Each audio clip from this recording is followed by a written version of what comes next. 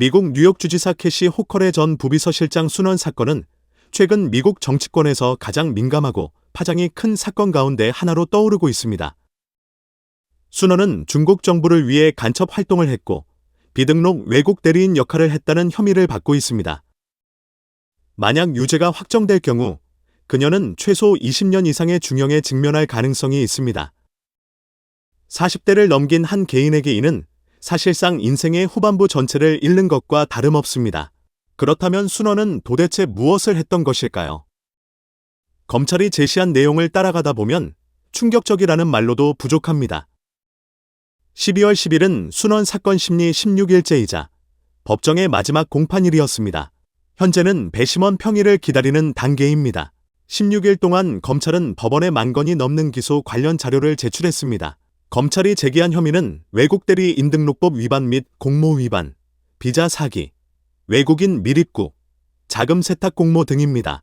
이후 추가 공소장에는 팬데믹 기간 개인 보호장비 조달 사기, 뇌물 수수, 은행 사기 등 중대 혐의가 더해졌습니다. 핵심은 순원이 불법적으로 중국 공산당의 대리인 역할을 수행했고 공직 권한을 이용해 중국 측 이익을 추진하는 대가로 수백만 달러 규모의 불법 수익을 얻었다는 주장입니다. 검찰은 특히 순원의 불법 외국 대리인 혐의를 입증하기 위해 업무 이메일과 뉴욕 주재 중국 총영사관 관계자들과의 연락 기록을 대량으로 제시했습니다. 제시된 자료에 따르면 순원은 주정부의 권한을 활용해 중국 측이 뉴욕주 의사결정, 대외 관계, 비자 사안 등의 영향력을 행사할 수 있도록 돕습니다. 범위는 정치적 쟁점, 고위 인사 일정, 행정문서, 지역사회 행사에 이르기까지 광범위합니다. 중국 난징에서 태어난 순원은 5살 때 부모를 따라 미국으로 이민 왔습니다. 2012년 뉴욕 주정부에 들어갔고 아시아계 배경과 유창한 중형 이중 언어를 바탕으로 2016년 당시 뉴욕주 부지사였던 호컬의 부비서실장이 됩니다. 2021년 쿠오모가 스캔들로 사임하고 호컬이 주지사로 승격되면서 순원도 주지사 부비서실장으로 올라섭니다. 중국의 행정체계로 비유하면 상하이시 정부 판공청 부주임급에 해당하는 자리입니다. 뉴욕 주정부 내에서도 아시아계 관료가 도달할 수 있는 최고 수준 중 하나로 평가되는 위치입니다. 이 같은 혐의에 대해 순원은 유죄를 인정하지 않았습니다. 즉, 검찰과 유죄 인정 합의를 통해 감형이나 일부 혐의 철회 또는 검찰의 선처 공고를 얻는 길을 택하지 않고 정식 재판 절차로 들어갔다는 의미입니다. 연방 사건에서 유죄 인정 합의는 상당히 흔하고 형량의 실질적 차이를 만들기도 합니다. 반대로 무죄를 주장하다가 유죄가 인정되면 감형 기회를 크게 잃고 더 무거운 처벌에 직면할 수 있습니다. 순원에게는 자신감이 있었을 수도 있고 끝까지 온에 기대는 판단이었을 수도 있습니다. 배심원이 무죄를 믿고 법원이 최종적으로 무죄를 선고할 것이라는 계산입니다. 하지만 미국 연방 형사 사건의 유죄 판결 비율은 매우 높고 95%에 가깝다는 점이 자주 언급됩니다. 순원은 그 5%에 들어갈 수 있다고 본 걸까요? 배심원이 유죄를 인정하면 처벌은 훨씬 무거워집니다. 자금 세탁 공모는 최대 20년, 외국 대리인 등록 미행 관련 혐의는 최대 5년, 비자 사기와 은행 사기 등은 최대 5년에서 20년 수준까지 거론됩니다. 결국 순원은 철저히 위험한 선택, 말 그대로 외줄 위에 올라섰습니다. 이기면 전부 이기고 무죄로 풀려나지만 지면 전부 잃고 최고형까지 갈 수 있습니다. 최종 판단은 지켜봐야 합니다. 다만 지금까지 드러난 검찰의 기소 구성만 놓고 보면 순원이 처한 상황은 매우 불리합니다. 그리고 검찰이 제시한 행위들이 사실이라면 피해는 뉴욕주와 미국에만 그치지 않습니다. 해외와 본토의 중국인, 대만인, 홍콩인에게도 직접적이고 큰 상처가 될 수 있는 사안입니다. 그래서 이 사건의 결론이 어떻게 나든 순원 사건은 해외 화교사회 전체의 경고와 각성의 의미를 갖습니다. 검찰이 법원에 제출한 증거에 따르면 순원은 아시아계 관련 업무를 담당했다는 이유로 주정부가 뉴욕 주재 중국 총영사관과 접촉하든 또는 타이베이 경제문화대표처와 교류하든 최종적으로 어떻게 대응할지는 순원이 좌우하는 구조였습니다. 연락 기록에는 순원이 다수의 중국 총영사관 관계자들과 빈번히 소통한 정황이 나옵니다. 총영사 황핑, 영사 장린, 부영사 리리화, 첸진, 선시, 저우주용 등과의 교신이 거론되며 중국 측 지시에 따라 뉴욕 주정부가 중국에 유리한 정치적 표현을 사용하도록 조정했다는 취지입니다. 2019년 1월 총영사 면담을 위한 주정부 방문 일정과 관련해 부영사 리리화가 문의하자 순원은 자신이 호컬 부지사의 일정을 통제할 수 있다고 답했다는 대목도 제시됩니다. 2020년 초 코로나19가 확산될 때 순원은 직무를 이용해 중국 총영사관 관계자가 뉴욕주의 비공개 회의에 관여하도록 했다는 의혹을 받습니다. 3월 16일 순원은 중국 총영사관의 정치 담당 인원을 뉴욕 주정부의 코로나 대응 관련 내부 전화회의에 몰래 참여시키고 회의 중에는 계속 음소거를 유지하라고 반복적으로 알렸다고 합니다. 회의 후 해당 인원은 순원에게 감사하며 이 회의 내용을 몰래 듣는 일이 매우 유용했다고 말했다는 기록이 제출됐습니다. 검찰은 법정에서 이렇게 묻습니다. 누가 외국 정부의 관리를 뉴욕주의 코로나 대응 내부 전화회의에 끼워 넣습니까? 순원은 대체 누구를 위해 일하고 있었습니까?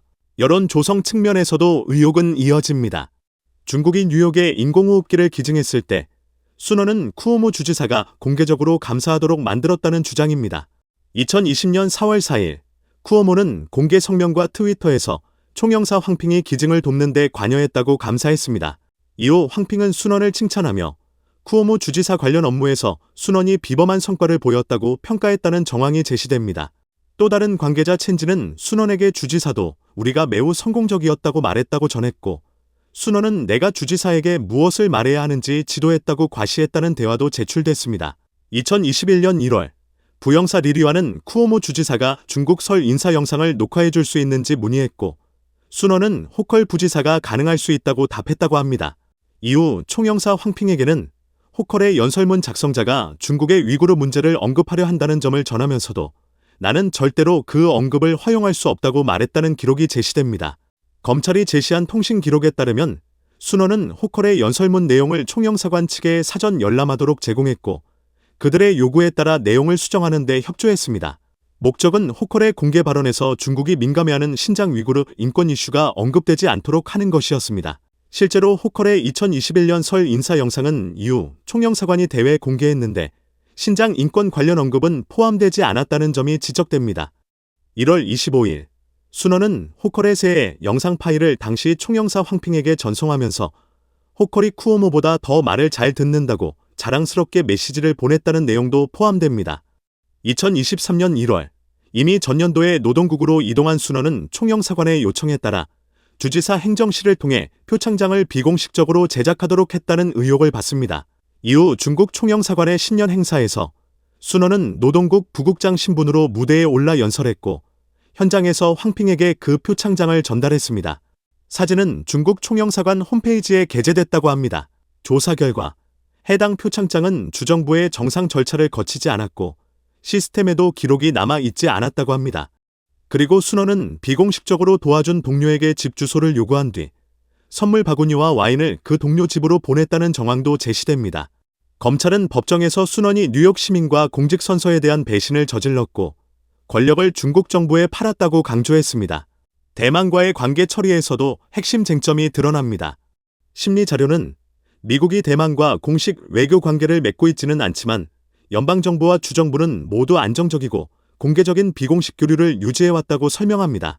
뉴욕 주정부에는 고위 인사가 대만 대표를 만나는 것을 제한하는 정책이 없다는 점도 언급됩니다.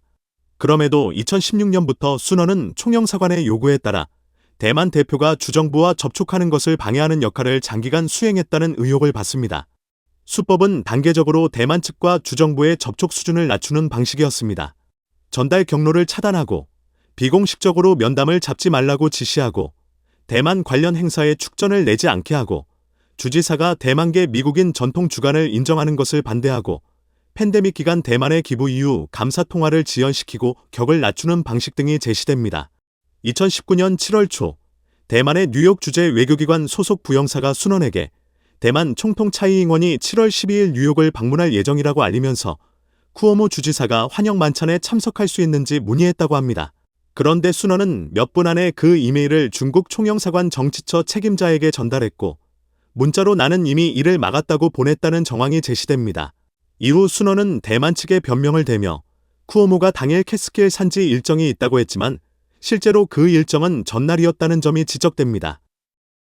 만찬 이틀 전 순원은 대만 측이 다른 경로로 쿠오모를 초청할 가능성을 우려해 쿠오모 측 실무진에게 다시 확인의 일정에 차이잉원 만찬 참석이 없도록 했다고 합니다. 상대가 어떤 일정도 보이지 않는다고 답하자 순원은 너무 좋다라고 답했다는 기록이 제출됩니다. 차이잉원 환영 만찬은 예정대로 열렸습니다. 그러나 순원은 중국 국기와 미국 국기를 흔드는 시위대 속에 서 있었고 이는 차이잉원 방문에 항의하는 인파였다고 합니다. 검찰이 법정에서 재생한 영상에서는 친중 교포 지도자 량관준이 대만과 차이잉원을 겨냥한 구호를 외칠 때 순원이 옆에서 미소를 띠고 고개를 끄덕이는 장면이 제시됩니다. 2019년 8월 순원은 총영사 황핑에게 자신이 주지사와 부지사가 타이베이 경제문화대표처와 갖는 모든 공식 및 비공식 접촉을 성공적으로 차단했다고 보고했습니다. 그리고 대만을 인정하는 것으로 비칠 수 있는 어떤 상호작용도 계속 피해야 하는지 문의했습니다. 황핑이 감사하자 순원은 감사할 필요 없고 함께 협력하자고 답했다는 기록이 포함됩니다. 이런 행위는 총영사관 측으로부터 보상으로 이어졌고 순원이 중국에 갈 때마다 극진한 대우를 받았다는 정황이 제시됩니다. 2019년 9월 말 순원은 초청 인사로서 베이징 인민대회당에서 열린 건국 70주년 관련 연회에 참석했습니다. FBI는 순원 자택에서 연회 초청장을 확보했는데 2019년 9월 29일 인민대회당과 다오이타이 국빈관 연회에 참석하라는 내용이 담겨 있었다고 합니다.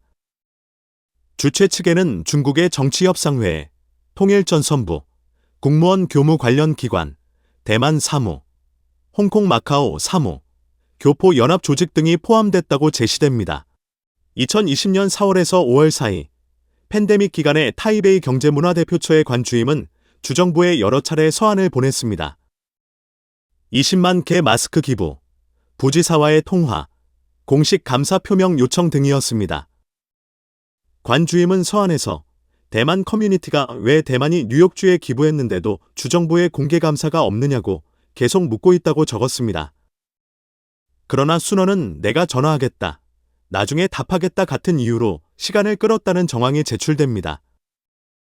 검찰이 낸 여러 이메일은 대만 대표처의 요청이 순원에게 넘어가면 처리하지 않고 지연시키는 패턴이 반복됐다는 취지입니다.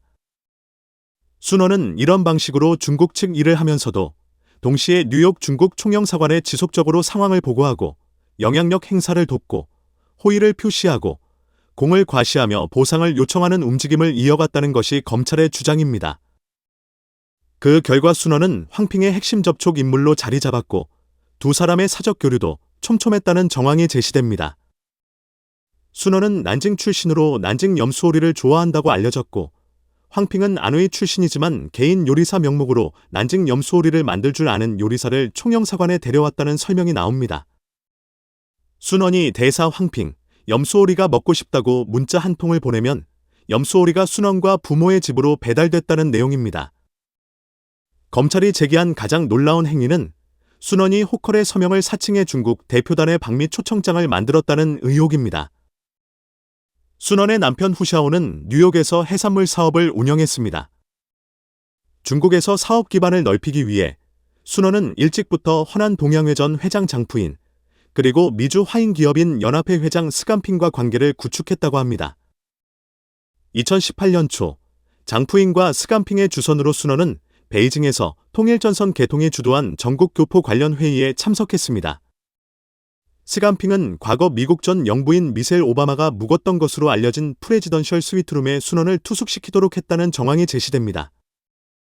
순원이 중국 측 교포 조직 책임자와 함께 찍은 사진은 중국 국영 매체에 실렸다는 설명도 포함됩니다.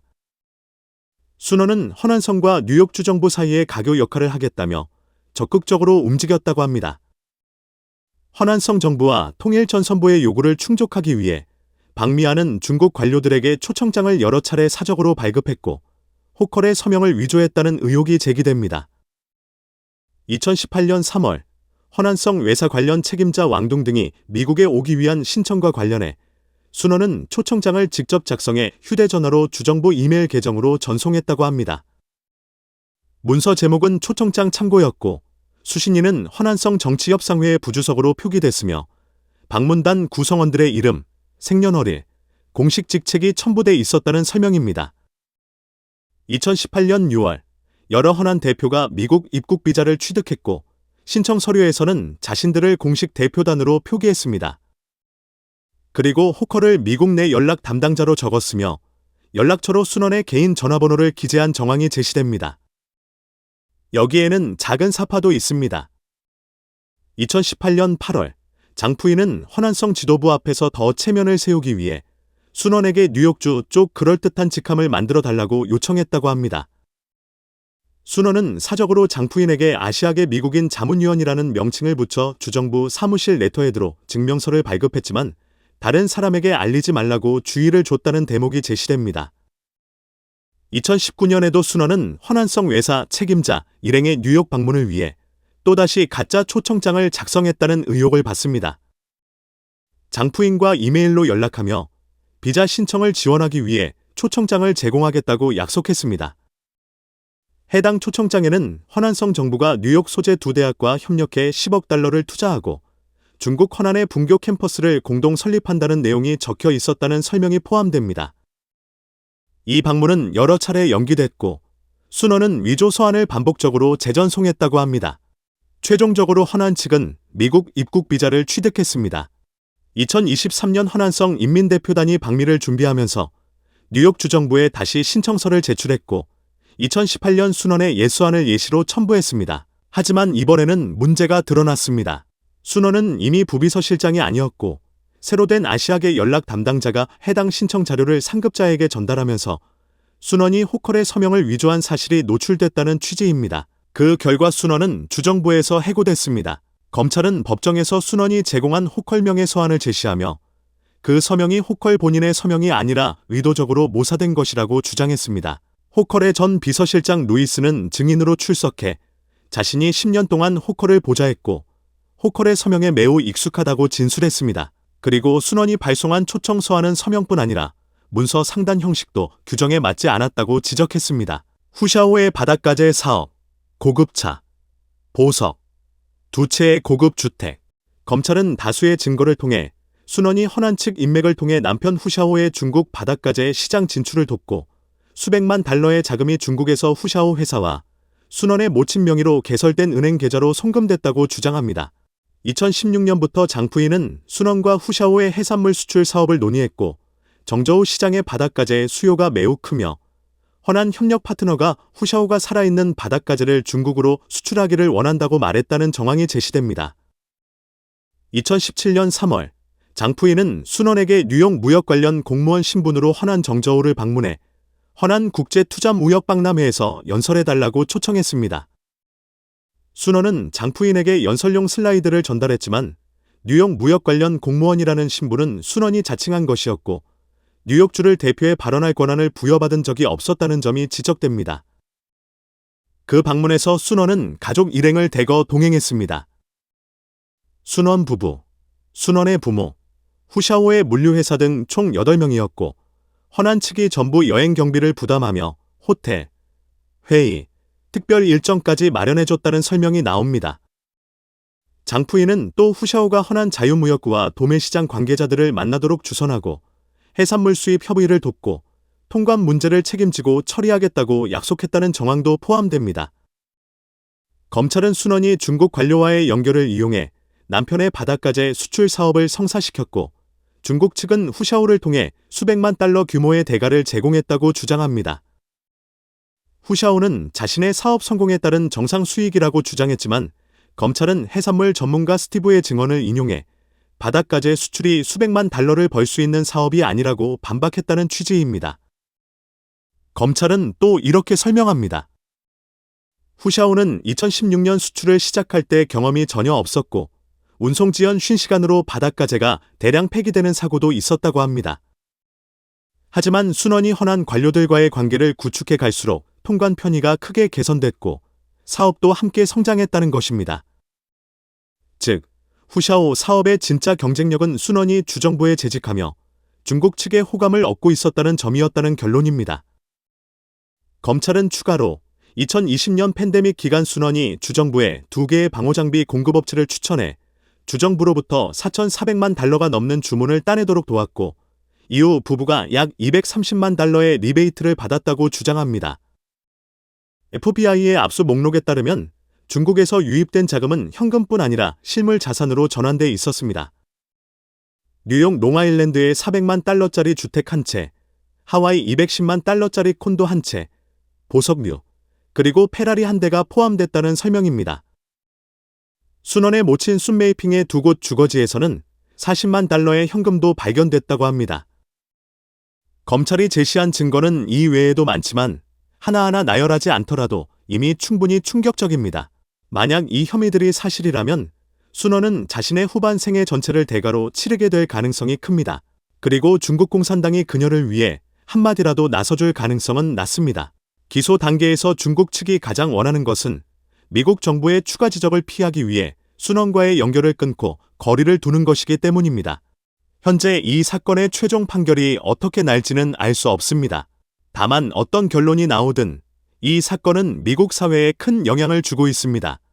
미국인들에게 중국 공산당이 다양한 경로로 침투하고 잠식하려 한다는 인식을 한층 강화시키고 미국을 겨냥한 초안전과 혼합전이 이미 진행 중이라는 경각심을 더 키웠다는 평가가 나옵니다. 한편 중국 공산당의 종국이 이미 정해졌다는 시각도 함께 제기됩니다. 관련해 현실 정세와 높은 연관성이 있다는 작품, 비니의 종국이라는 영상을 추천한다는 주장도 포함되어 있습니다. 앞에 5편은 매주 금요일 업데이트되며 한 편은 미 동부시간 19일 밤 8시에 클린월드에서 첫 공개된다고 소개합니다. 또 이 작품은 중국의 고위급 인사들이 시청할 수 없다는 말이 돌고 4명의 주요 인물이 체제 내부 4개 핵심 권력선을 상징한다는 설명이 덧붙습니다. 그래서 놓치면 안 된다는 주장입니다. 오늘은 여기까지 공유하겠습니다. 깊이 파고든 제보자들에게 감사드리고 끝까지 시청해준 여러분께도 감사합니다. 나가기 전에 좋아요와 공유를 잊지 말아주시기 바랍니다. 그 자체가 힘이 됩니다. 시청자 여러분, 내일 다시 뵙겠습니다.